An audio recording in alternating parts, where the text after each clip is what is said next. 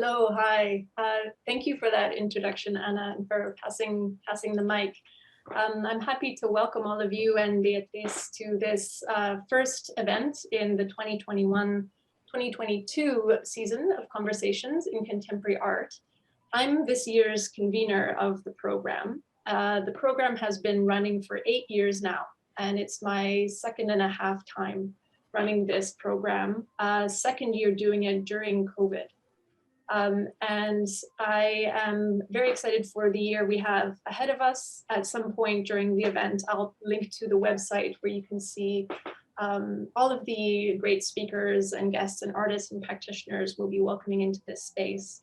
But I'm particularly excited to welcome in Beatriz and have her energy and perspective and practice experience to share with you. Some of you who have been at the Concordia campus already might have seen Beatriz in different entities aside from the screen in which she occupies right now. Beatriz has a show up at the Bina and the Bina and Leonard Ellen Art Gallery, which is part of the Momenta Biennale, that's taking place across Montreal, Tiohtià:ke, Muñoz. That exhibition space is in the campus footprint of Concordia University, and that campus footprint lies on the unceded lands of the Kanien'kehá:ka Nation. Tiohtià:ke is a term, if some of you are new to Montreal or have heard the term but might not know what it means. Tiohtià:ke is the Kanien'kehá:ka term that refers to the characteristics of the land on which we are hosting this event. Montreal is an island, and it splits rivers. It's also a gathering place of many First Nations, including the Anishinaabe. You might also hear Tiohtià:ke or Montreal referred to as Muñoz, and that is an Anishinaabe term, an Algonquin term for an original important meeting space. So whilst we are meeting on this space in a digital capacity, it has been for millennia a meeting space amongst many First Nations and is the traditional ancestral lands of the Kanien'kehá:ka.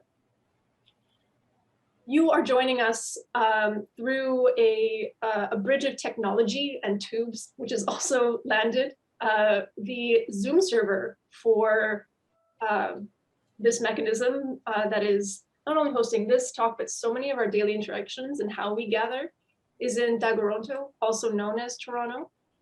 That is the ancestral traditional lands of the Huron-Wendat, the Anishinaabe, the Haudenosaunee, and the Mississauga of the Credit. And this is allowing us also to zoom in Beatriz from San Juan, Puerto Rico, where she was born and where she's living, which is the traditional lands of the Taino. As I welcome Beatriz in this capacity, I am struck with how someone can sort of be carried with you in your mind and in your heart, but then you meet them in person and you struggle to think about a way to introduce someone. And rather than read the bio that Beatriz has applied for the event and that you can see in connection with her exhibition at the Ellen Gallery in Momenta, but also in Sao Paulo, where Beatriz has show up as part of the 34th Biennale there. I'd love to personalize how I came across Beatriz's work before I then got to meet her really half an hour ago and try and make jokes about how we're hair twins. But I came across Beatriz's work in 2016 at the New Museum. Beatriz, that's when you had your show up on the 5th floor.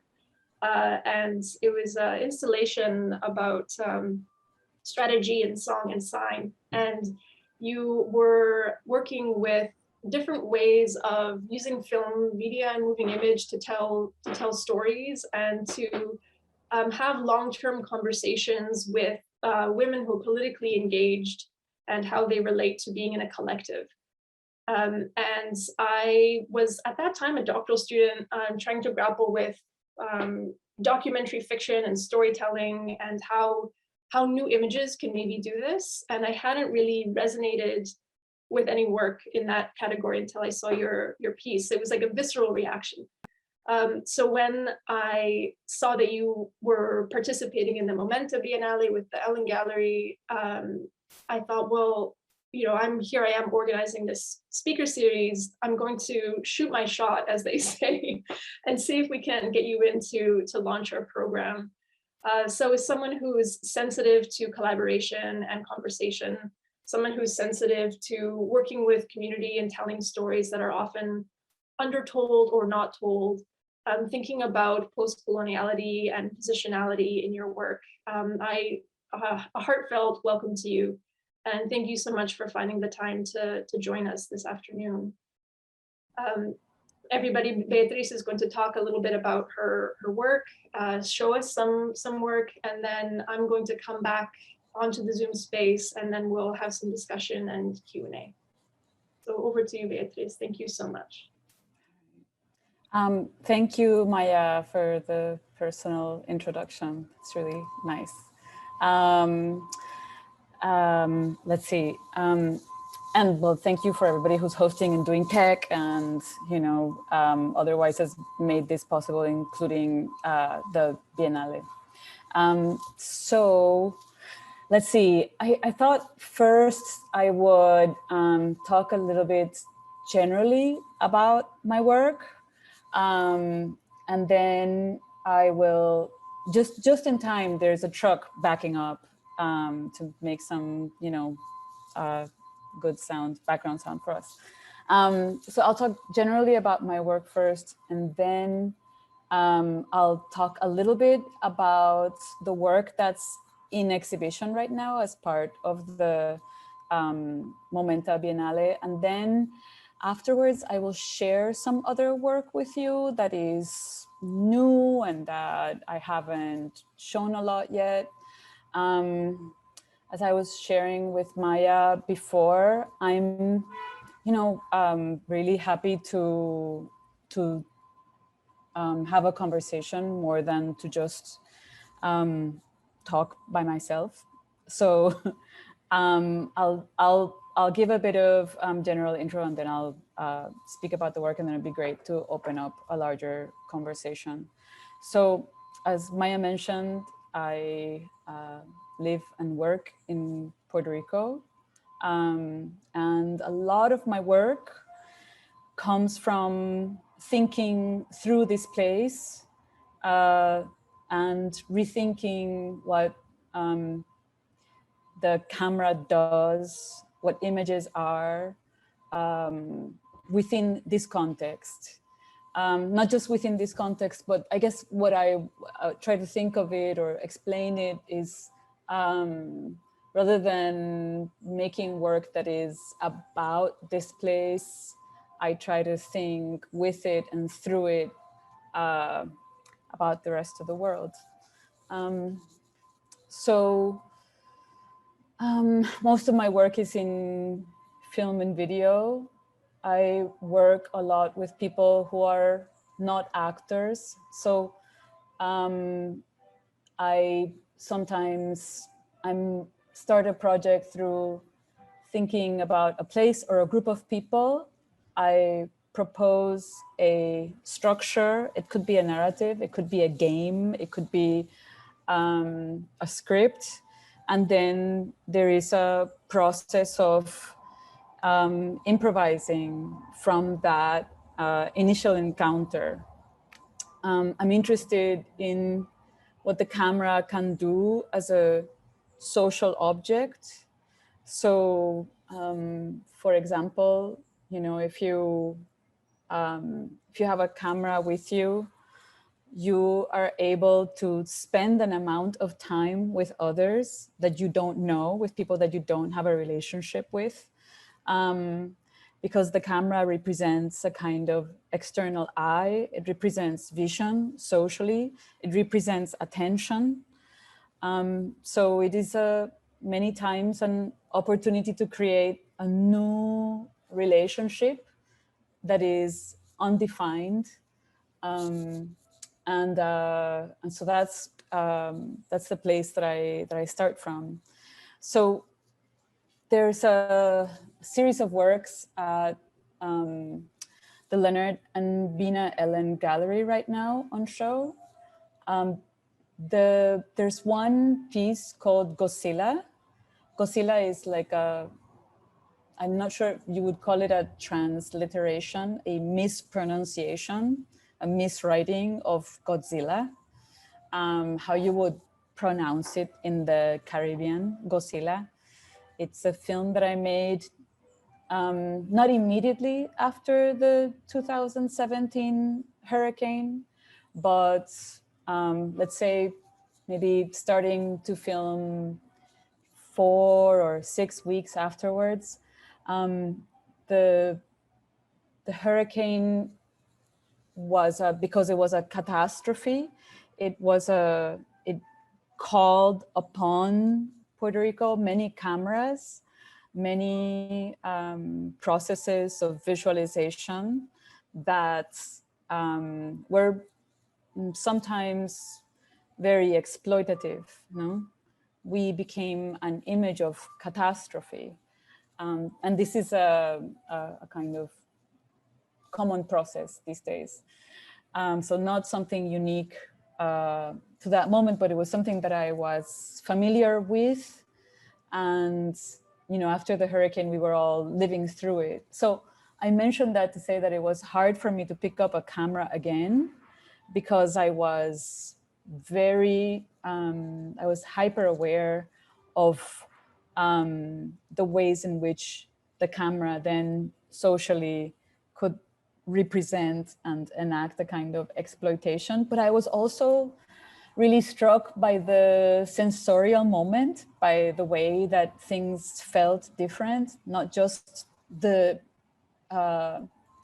impressive power of the hurricane to transform the landscape, but what things looked like after they started reorganizing themselves, or what things felt like living through months without electricity, or what things felt like among friends helping each other recover after destruction, or there was another feeling I had of order and sense and meaning being scrambled. So all these things were things that I was interested in remembering, things that I thought it was important to use the camera for. But so I just started, you know, recording bits and pieces without any kind of larger architecture. And so this film, that is one of the films that is screening in the gallery, is a result of all those bits and pieces of a kind of exercise in haphazard sense making. It's screened through a piece of lighthouse lens that broke off the Maunabo lighthouse during the storm. So it creates a prismatic image of the film. You can't really forget the projector. You can't forget the material. And it's also an obstruction. You cannot see transparently. I feel like it's a way of remembering the materiality that is involved in the process of filmmaking. Many of the people that appear in the film are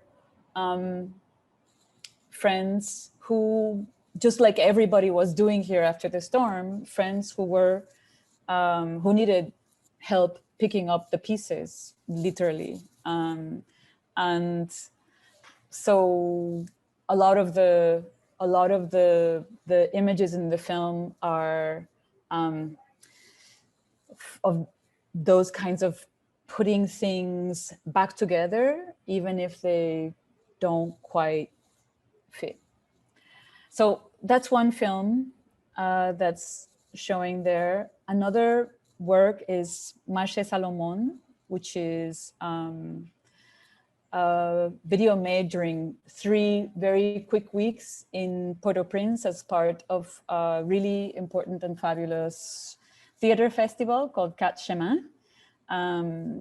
And there's there's a larger and sort of complicated installation with 16 millimeter films. It's called binaural. And these 6 films are part of a larger archive of formal experiments, very basic formal experiments, ways to use the camera and to think about visual formal relationships. So for example, there's a camera that moves like a hammock, and there is an image of the horizon of the sea, but it's turned sideways. And there's just very simple visual exercises to transform our relationship to a place. I'm saying our, but I guess I should clarify that I think of all this work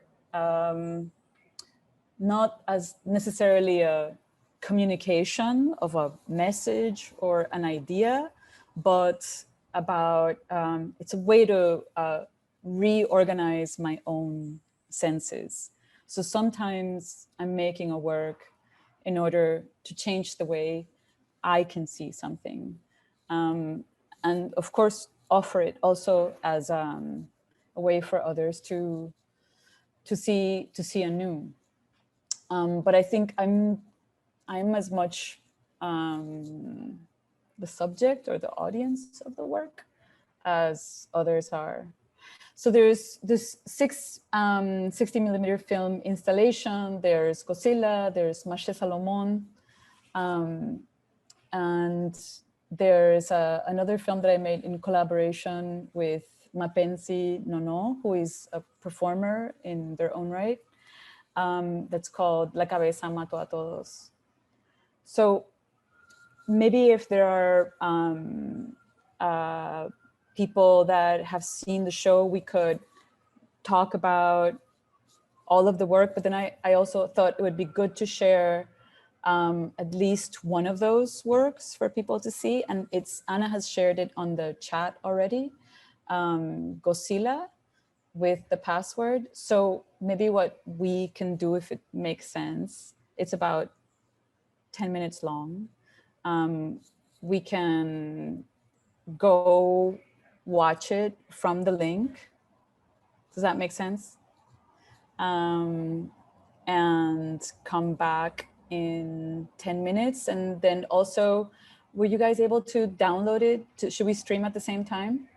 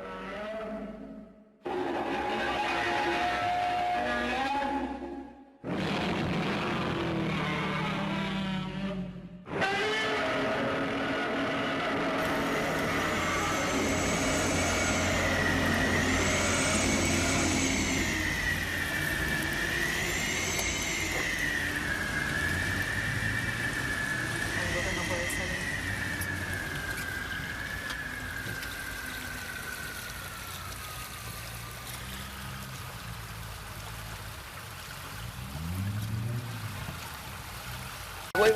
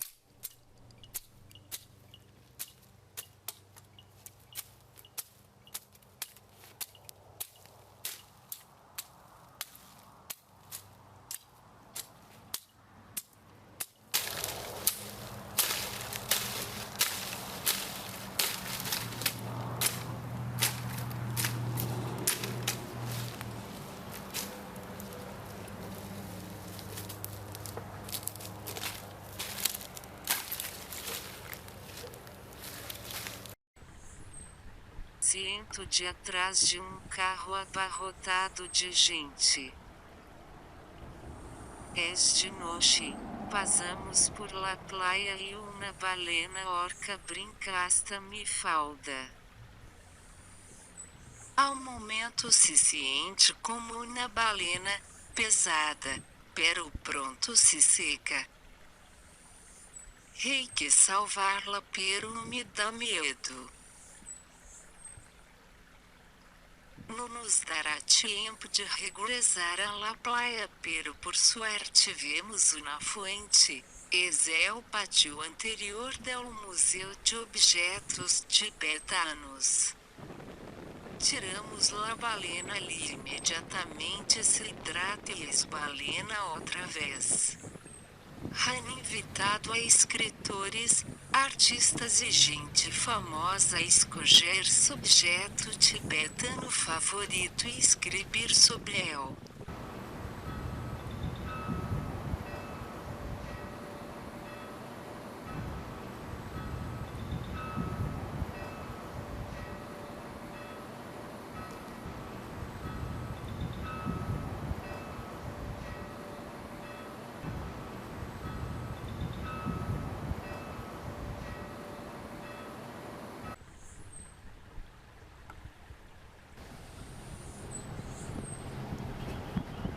Se ve todo, de repente todo se hace visible.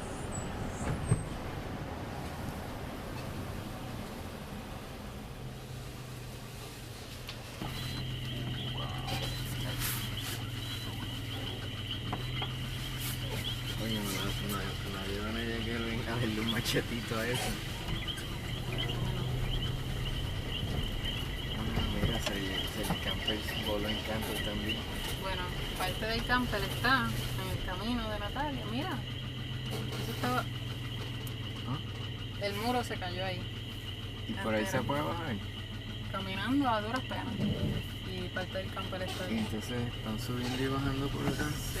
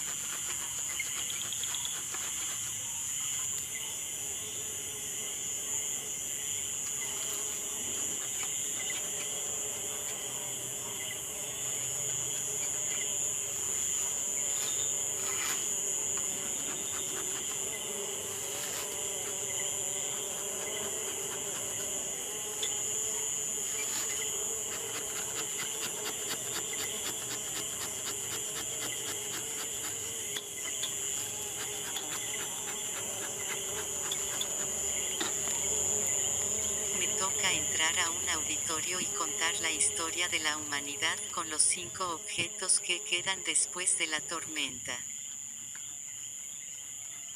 Tengo 2 minutos para pensar.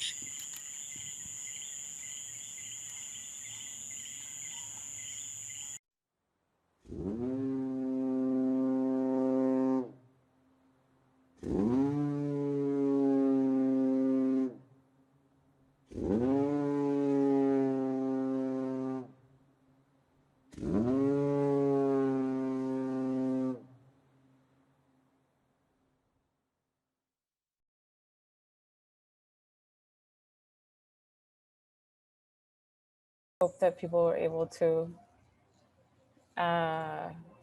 get the link and watch it rather than stream it. Maybe, do we know whether people are back after watching it? There isn't really a way to know, is there? All right, I'll just keep going.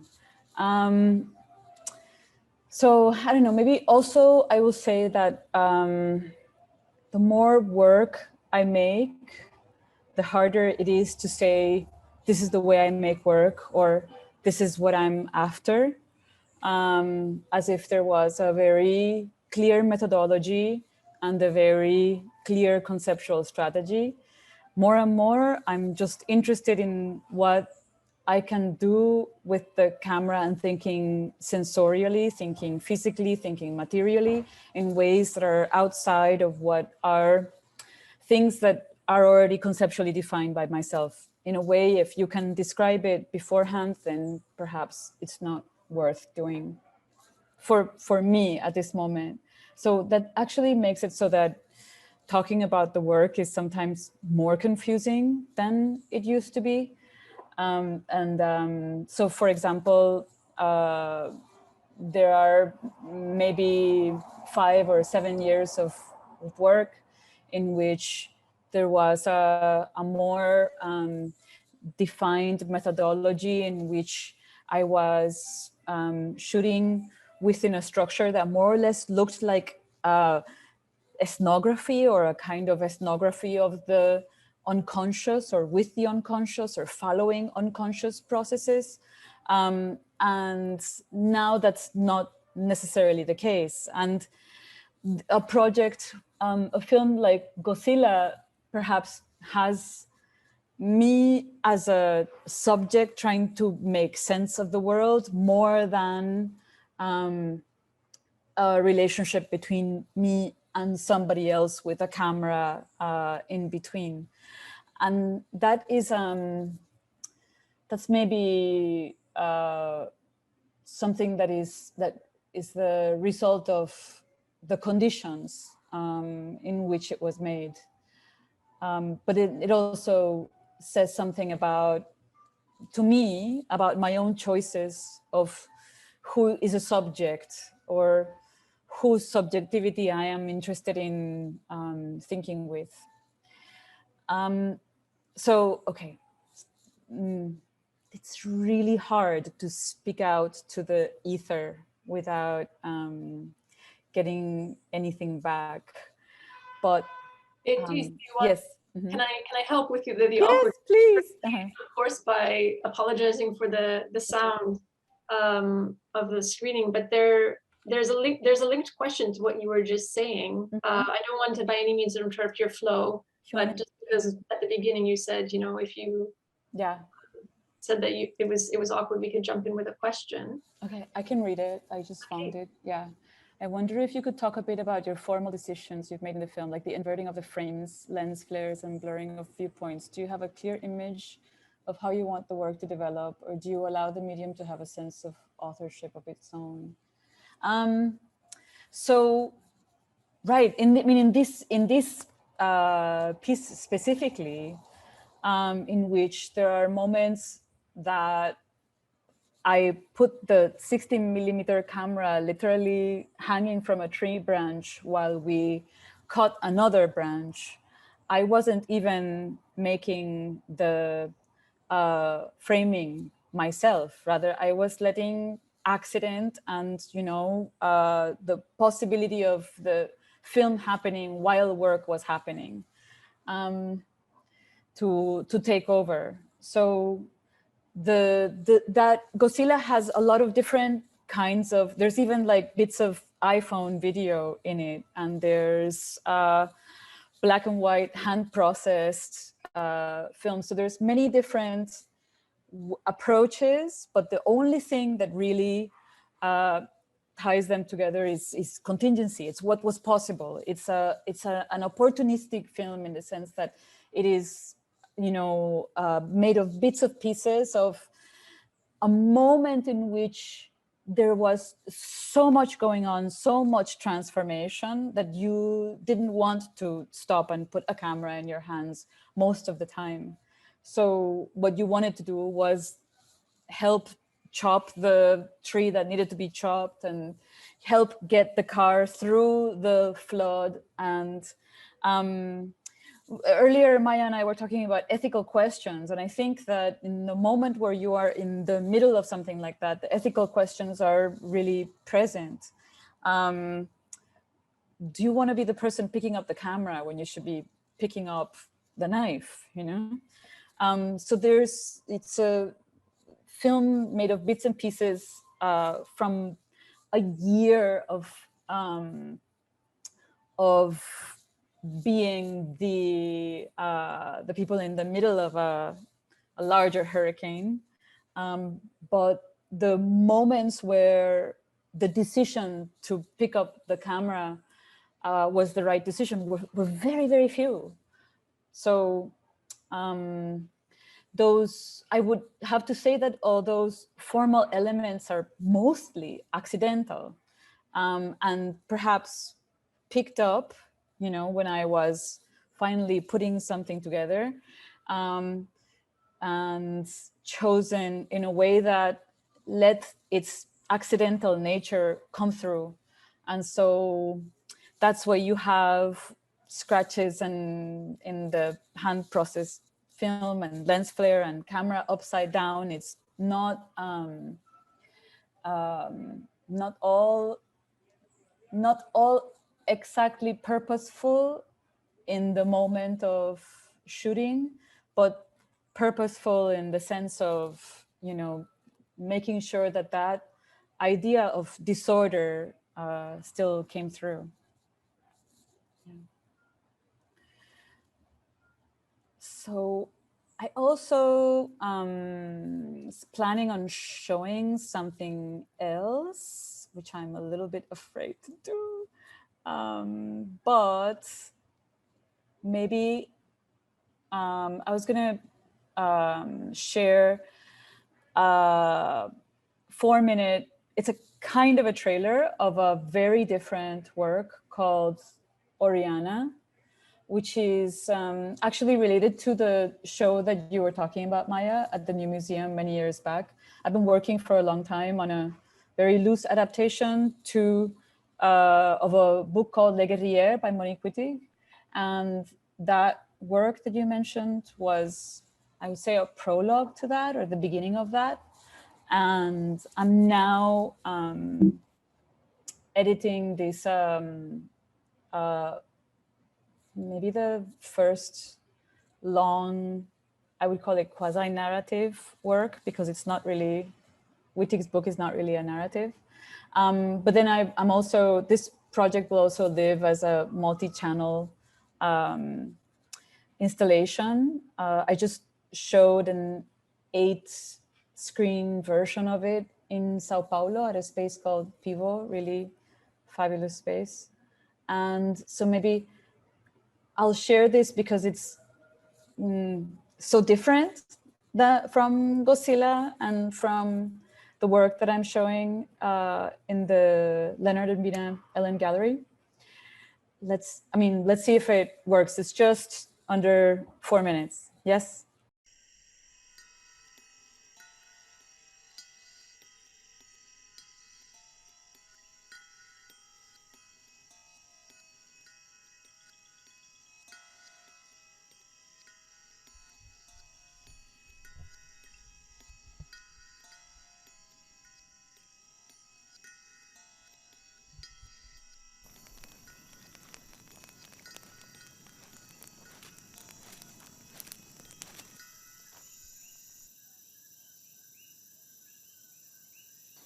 de Japona, las amazonas aprendieron a mantenerse firmes sobre sus caballos y a cuidar los campamentos.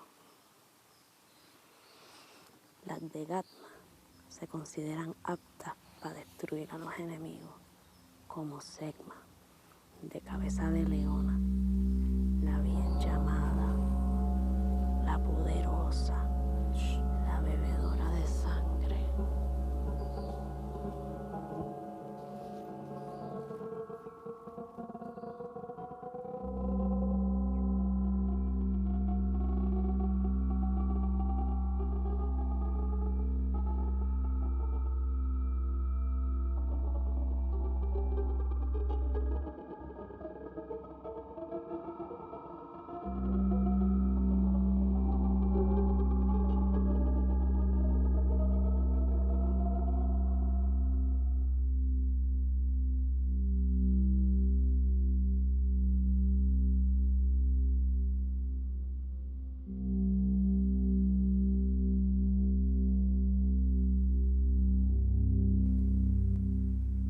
Dans leur ville, il est facile de les surprendre. Je leur dis, nous ne pouvions pas manger de lion, cougar, agneau, girafe, souris. Nous vous préférons. Vous êtes la proie idéale.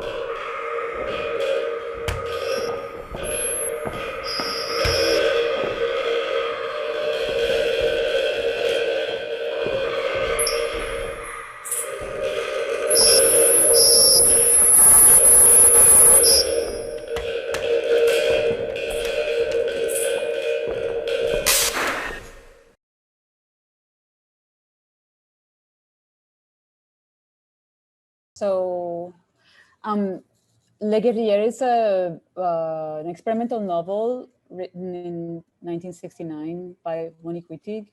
It's narrates a war against patriarchy, and it has a circular structure. It doesn't really have any specific protagonists. It's a multitude of women, of elves, and there's a way in which the text is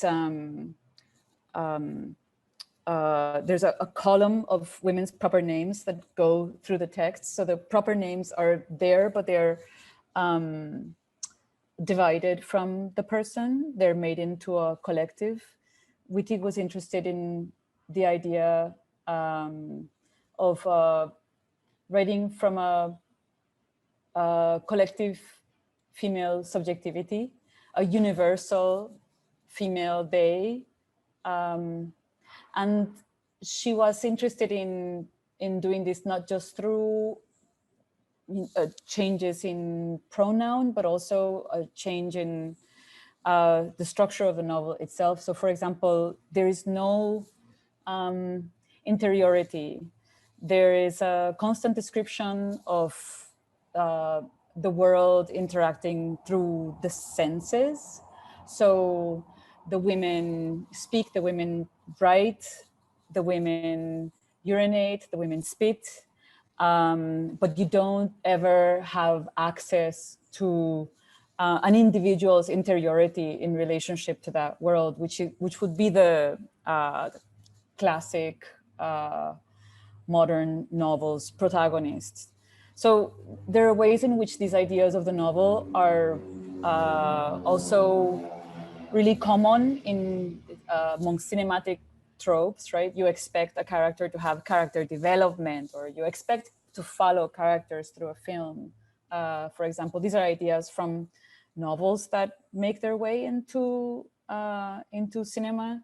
So I was interested in using the structures that this novel proposes in order to also break with some expectations of cinematic form. The women that appear in Oriana are also, for the most part, non-actors.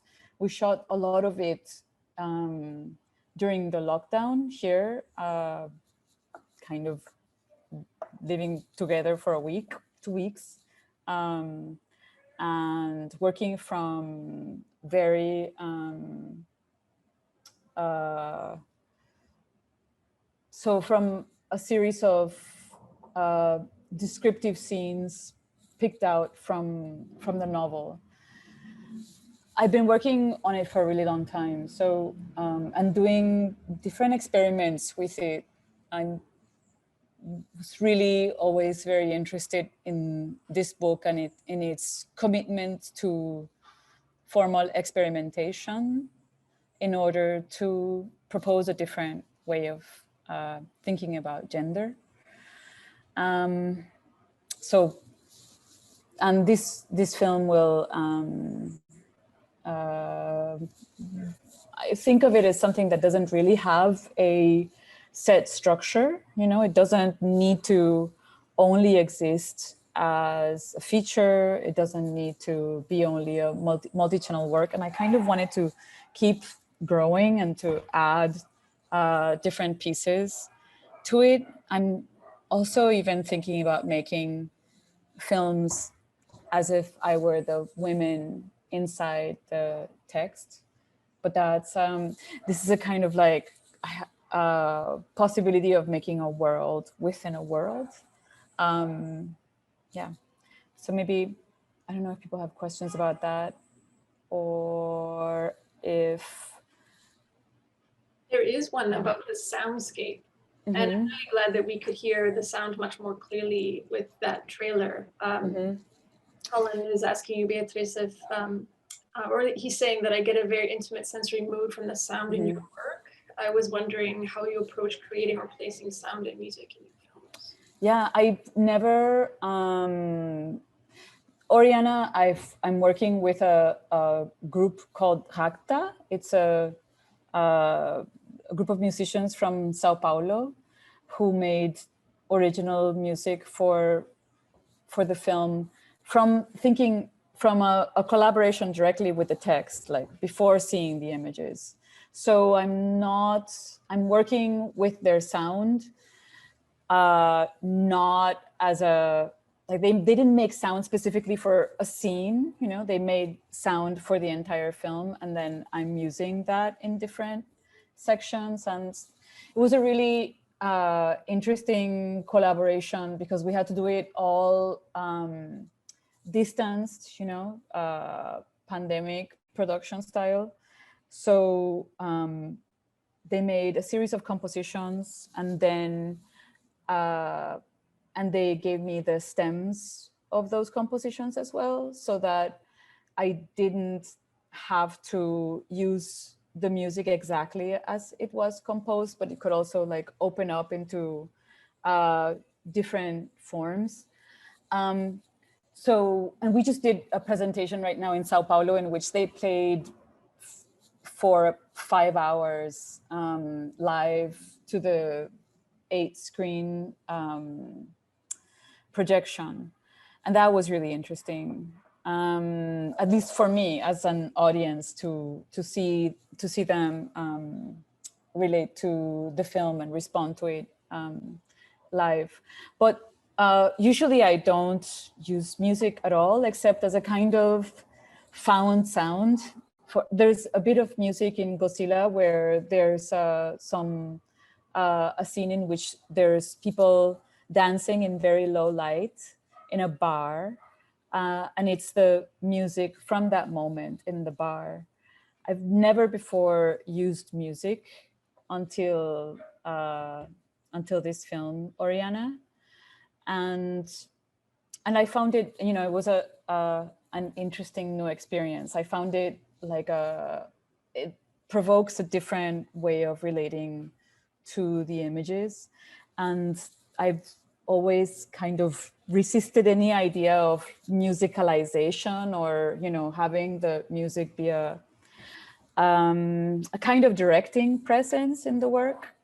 I'm interested in it more as just another material, just as a piece of lens, or just as, you know, a gesture, a body's gesture. So just simply another kind of sound. But thank you for the question. I mean, I think I maybe, like a lot of other experimental filmmakers, edit as much from sound as from images. The sound isn't secondary, but it has a really horizontal also relationship to the work. It's just another piece. It has the same weight. Can I ask a related question, Beatriz? I'm really fascinated with how the collaborators, the musicians, Hakta, gave you the stems for the composition so you could continue to work with the material. What's your experience like working collaborative in that mode, and the kind of consent and building up the relationships that then allow for that permission, that giving to work and trusting you with that creativity? How does that evolve in your experience? I think that this is, it works really differently in each project. I've made a series of works that have to do with the histories of the anti-colonial movement in Puerto Rico, or of Puerto Ricans elsewhere. And this is mostly with people that were part of a clandestine movement. And so in this case, I mean, this is a question that I get a lot in relationship to that work. I made a work in collaboration with Elisam Escobar, who was a political prisoner for 19.5 years, recently passed away, with Jan Sosler, who was the lawyer for many of the political prisoners that were freed about 15 years ago, and that, you know, I'm the group of people that I'm mostly interested in. So the relationship with them is a relationship that I've had for more than 20 years. So they're Elisam, for example, I met while he was still in prison. One of my teachers was making a documentary about the construction of the idea of terrorism, and wanted to interview Elisam while he was in prison. I spoke Spanish. I was interested in in this history, and I went with him and interviewed him, you know, when I was 23 years old, and he was still in prison. And then many years later, when I was teaching at the art school, he was released and he became my colleague. And we were friends for 10 years and did many things together, you know, like organized exhibitions, and, you know, had many conversations, arguments, and fights about politics before I ever said, I want to make a film with you. By then I had known him for almost 20 years. I had known Jan Sosler for almost 20 years. And so there was an implicit trust there that was based on that. And so there's this series of films that come out of that come out of those relationships. And in a way they can be more, they're playful, you know? they're in it, like Elisam is inventing, or he's wearing a mask and folding his clothes. He's, he's willing to invent with me in a way that perhaps a like more direct documentary approach would have been the, like the more common approach wouldn't have been able to get to. But I think that a lot of the work comes out of previous relationships. This isn't the case with everything. So, for example, Marcia Salomon, I was invited to Port-au-Prince to do a work as part of the theater festival. And, there I only had 3 weeks to make this work. And so for me, I was interested in the market as this universe of ideas, but you can't go into the market in Port-au-Prince with a camera and expect people to trust you in any way. There is already a very exploitative relationship that the camera brings in to that situation. And so I didn't come in with a camera. I brought an audio recorder and I proposed conversations with people, conversations with the people who were selling in the market, and not about the market itself, but about the idea of the sacred, about whether there was, you could find God in everyday objects, or whether you could find the sacred in everyday objects, or whether the sacred was in everything except the everyday, except the material. So I think engaging people in intellectual conversation, an intellectual endeavor, rather than approaching with a camera, looking for an image that you want to then turn into something else, is something, and spending as much time as I needed to spend doing that before pulling out a camera. In fact, it wasn't until people started saying, aren't you making a film? Aren't you going to bring a camera to the market at some point? That I started bringing the camera to the market. So if there were 3 weeks and I spent a week just talking to people, that was fine. And that if the moment had never arrived that I could pull out a camera, then that was fine as well.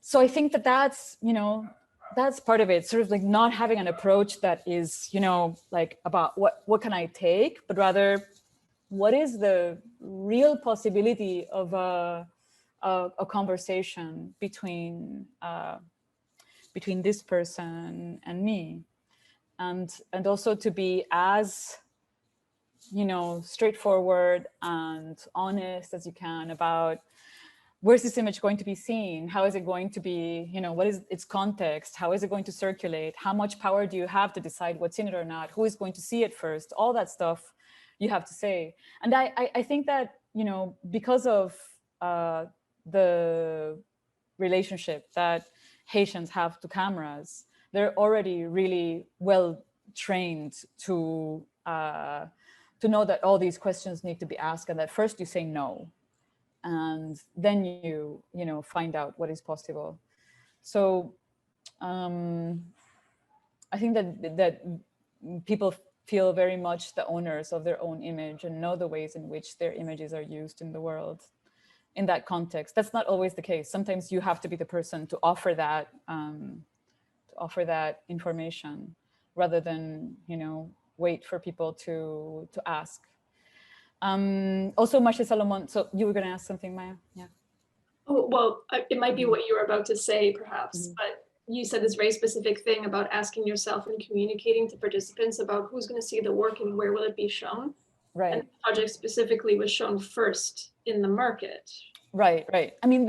The festival, invites, mostly theater workers. So it's an assumption that what is happening is in some way theater, and because it's in some way theater, it also involves the people there as an audience. So even though I was making a film, I knew that they were agreeing also under the assumption that they were part of this festival. The festival happens in a neighborhood, and that they were the primary audience of that work.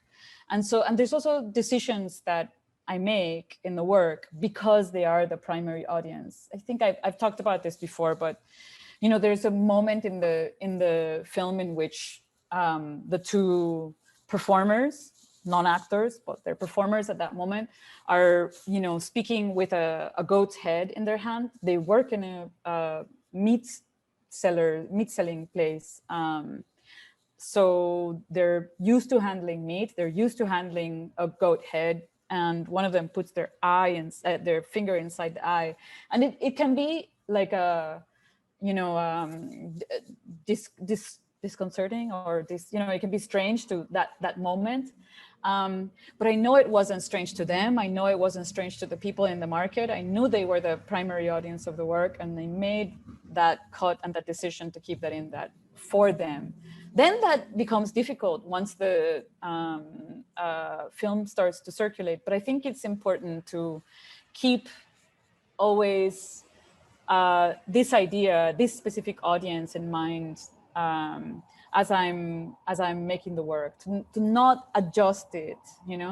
I think that there's something that happens, like we all have this sort of fantasy, audience, in our, when we talk about a film audience, it's this kind of white bourgeois audience.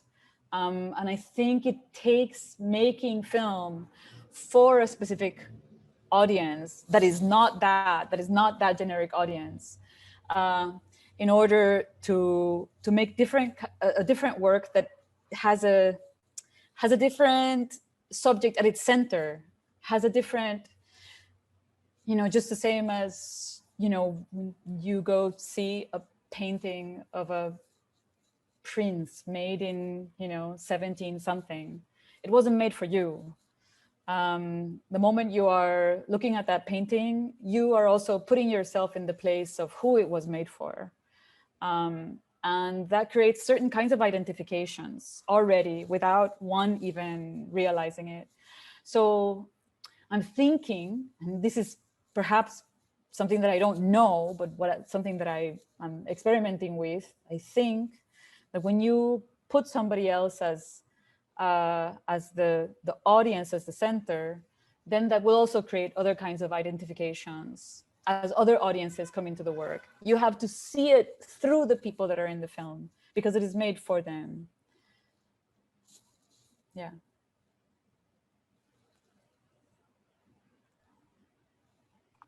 Beatriz, do you want to segue into like more of this exchange conversation and yes, please, yeah, questions from the audiences? Mm-hmm.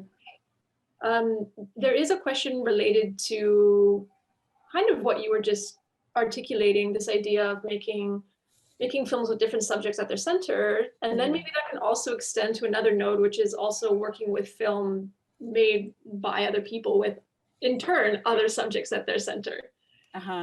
So Camille is asking, you said you're interested in continuously adding material to Oriana. Would you consider collaborative video inclusions?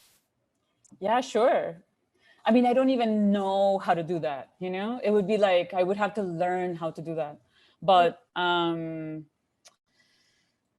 I've been part of many different collaborative projects for the past 20 years in many different ways. And the way that I shoot and go about making decisions is never completely coming from me, I try to approach it more like, the camera is an instrument, you play with other people, you have to listen to others in order to respond with the camera, and always like showing the work, like, just talking about Marche Salomon, like showing somebody what you just shot, so that they can see and that they can make adjustments, oh, this is the way I look. This is the way this gesture, comes across, or this is so it's not, I guess it's not a big jump to just giving somebody else the camera completely, but it's a bit frightening because it's more like it gives me nothing to do, and I think, many times a director actually is a person with nothing in their hands, somebody else is handling the camera and somebody else is handling sound and somebody else is getting food for everybody. And, it's the director is some kind of architect, and I'm not really keen on how that feels, just in terms of like everyday life, I just don't want to, that's not what I want to be doing. I enjoy what looking through another apparatus brings into how it complicates thinking, how it's not in fact natural in any way, what kinds of ideas it has built in, and the problem of how to break those ideas, or how to understand what the camera is doing and how to work against it, or experiment with that. Yeah. I organized like, oh my God, when was that? I think it was in 2016. I organized a 4-day radio transmission that involved 100 people. The idea was that it was a transmission from 100 years into the future. I'm sorry, 100 years after the end of patriarchy. So obviously in the future, but the idea was to like throw the ball really, really far away, be like, not to imagine, the moment of the end, but to imagine 100 years afterwards. Like we can't even remember, it's past the generation of having to fight for anything.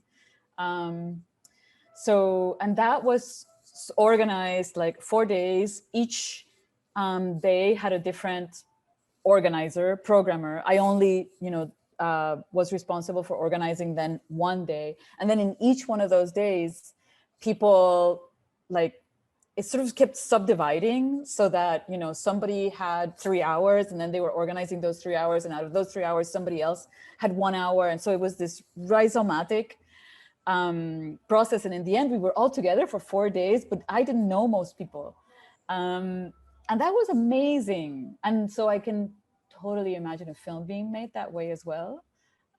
It'd be beautiful. It'd be a really different thing, and would probably require a lot of desprendimiento. Was that like to just, not even, to not worry about how anything, to just to be comfortable with whatever may happen, whether you agree with it or not. Yeah. I mean, with improvisation in that sense, there has to be, I guess, a certain amount of letting go. Yeah. Yeah. I think that for me, like in improvisation, because I'm shooting and I'm there, it's like, it's never like somebody does something and then I go and I edit it however I want. If there's something happening in which I'm like, but why are you saying that? Then it's a struggle, but it's like a live struggle. We're both, I just think about the film with Elisam, in which, there were moments where he would arrive at certain political ideas that I was like, well, I have a problem with that. Let's, and like, let's discuss it. Let's open it up. Let's play with it. Let's break it. So that for me is a part of it. I don't ever want to take something that somebody did or said or how they moved and then take it with me and then like reorganize it in order to say whatever it is that I want to say. I want that struggle to happen when the person is there. That's the point. That there's that descent, or that moment of creating a kind of subjectivity that is neither he nor I, but somewhere in between is happening there. Yeah, I noticed several times in your writing, because you're an artist who also writes a lot. But when you're speaking, you use very specific prepositions about your relationality and relationships. You use prepositions like with and through, never for and about. Those are very different ways of thinking about being in conversation. There's a question in the chat I'd love to bring to you, although I confess I'm not entirely sure how David Rose is positioning the question, speaking of positioning. But he's reflecting on and liking how you mention, quote, how it complicates thinking, and is inviting you to say a little bit more about that, maybe as a method how you complicate thinking. Yeah. I guess, so this can sound really stupid, right? We have, you think about political ideas mostly. We talk about them through political language, through social language, These are, so, I mean, I'll use, the example of working with, this series of works that I didn't show at all with, that's about the sensorial unconscious of the anti-colonial movement.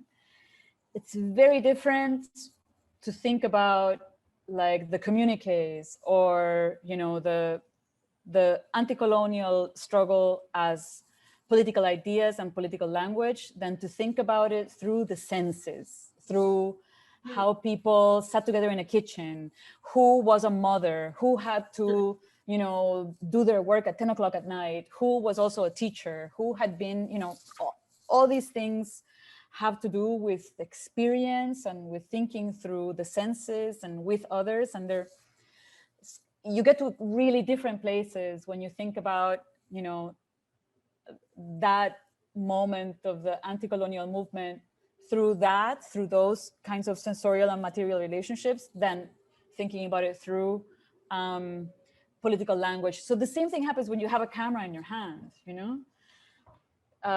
So what I mean about it complicates thinking is, your approach to an idea, a history, a movement, a group of people changes when you have this other object in your hand. The object brings the idea of the eye, the idea of vision. It brings 100 years of history of cinema. It brings the power relationships that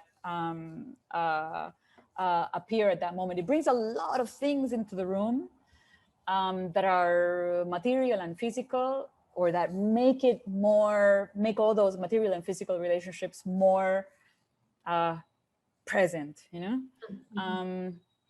and so, yeah, in that way, I mean, it complicates thinking. I usually give this example because at least it moves me.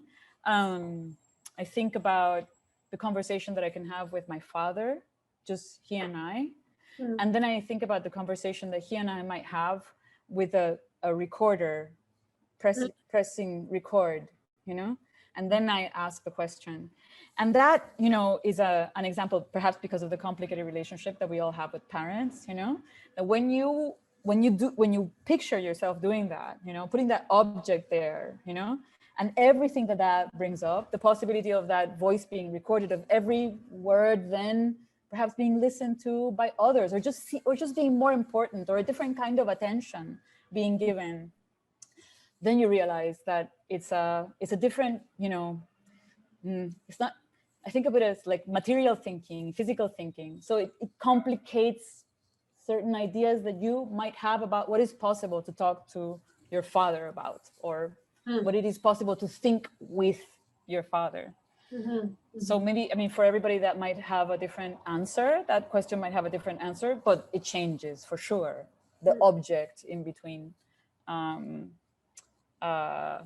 yourself and your father, or just, so make that exercise for the camera, make that exercise for any group of people, make that exercise for any place, So that is what I mean by it complicates thinking. I have another question for you, Beatriz, via René Forêt. René asks, what informs the aesthetics used in your work?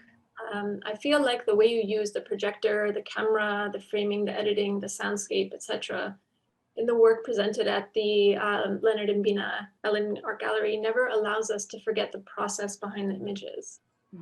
However, the Trail of Oriana uses very different aesthetics and a visual language that feels less disruptive to me. I'm curious about the reason behind this choice. You know, I'm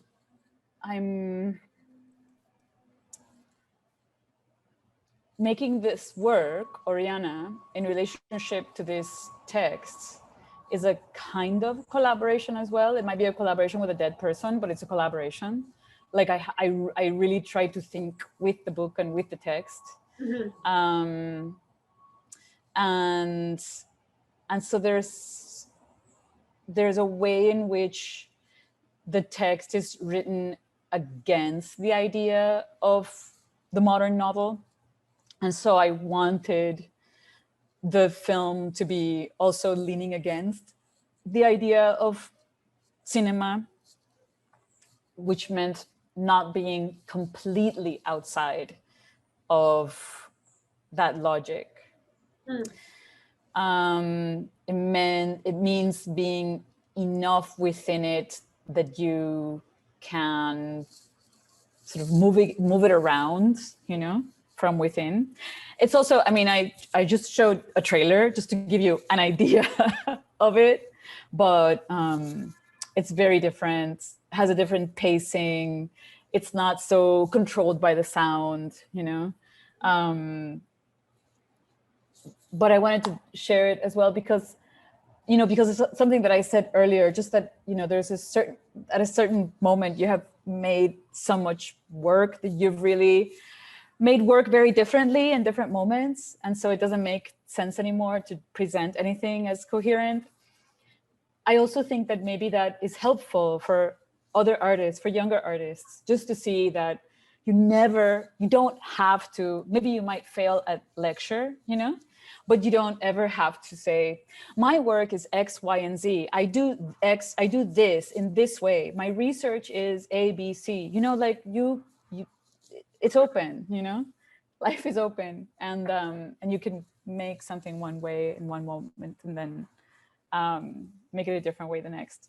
So I mean, I guess the short answer to that question was, I guess they're different projects and they called for different kinds of approaches. And this, you know, the 16mm film installation is, for me, like an ongoing experiment, you know. And the 3-minute roll, you know, of, you know, the 100-foot roll of film is a very, it's a very tight poetic structure. Doesn't, you know, it doesn't let you do too much, and that is helpful. In order, you know, it's helpful in this kind of experimental formal project, yeah. There's a follow-up question in a way in regards to what you just said about not having to present your work as X, Y, Z. Maybe except in your MFA thesis exhibition text. But Badewa Ajidabe is asking, do you find it reductive to speak so much about your work or films as an experimental filmmaker? Or do you feel like you're comfortably able to convey the very thoughts behind your images into words? Yeah, especially right now. I mean, like over the past, you know, maybe year and a half or so, I found it really, really difficult. And yeah, so I mean, you know, it's the way we make work. I mean, the reason we make work, you know, you can't, stuff that you don't, you know, there's no words for. So many times you know, the talks become about the context for the work, which I think is super useful. You know, I don't think it's not necessarily reductive to talk about the context. You know, there's an asymmetry of knowledge about different parts of the world. I think I've mentioned this before, like we all know, like, the last bit of history about, you know, Western Europe, but, you know, you speak about anything in the Caribbean and it's spoken of as hyper-local, you know, even though we're talking about, you know, parallel histories. So there's a kind of work that I have to do to give that context because of those asymmetries. And I think that can be useful in terms of being able to approach the work. But yes, I think it can be reductive. It can be frustrating. Yeah. Do you find, Beatriz, that there are some modes of communicating with language that are more malleable than others? I'm specifically curious about the moments when you choose to communicate in written language. You've published quite a bit as well. And that's a different pace and way of organizing complex ideas into a space of a page. Yeah. I mean, that's, yes. And when I've written, I've tried to do it, it's when I achieve a kind of clarity about the work, because sometimes you're making it and you don't really know what it's doing, or you don't really know what you're doing until you have some time to see it accumulate, and you can actually see what it does, not what it means or what you meant, but what it actually does in the world. And once that happens, then there can be a process of kind of distilling certain ideas. I also think about it like, when you start out making work, imagine you're making this like gigantic mural, but you start drawing in a little corner and all you're drawn is the foot, and it's like, it's a picture of a foot. And you're like, no, it's going to take me forever to draw this thing. It's not a picture of the foot. It's where I have to start, So maybe sometimes the writing does this job of saying, this is where I'm going, this is the larger picture of where I'm heading. This is what I'm interested in. So for example, it has been really useful for me to write about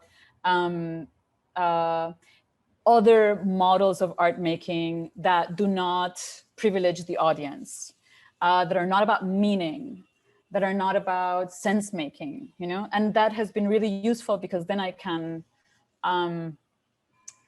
have a little bit of say in how the work is discussed, even if I'm not completely there in the work that I'm making. Still, I can kind of draw out the larger project, because I feel like I have a larger project that there's many, small parts to, and that I have to give a lot of focused attention to.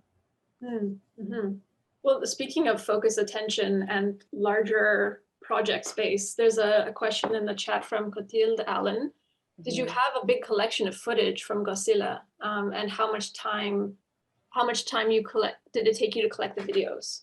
So it's sort of a question linked to archiving as well. There are some projects that are like, I'm shooting with this person and I shoot for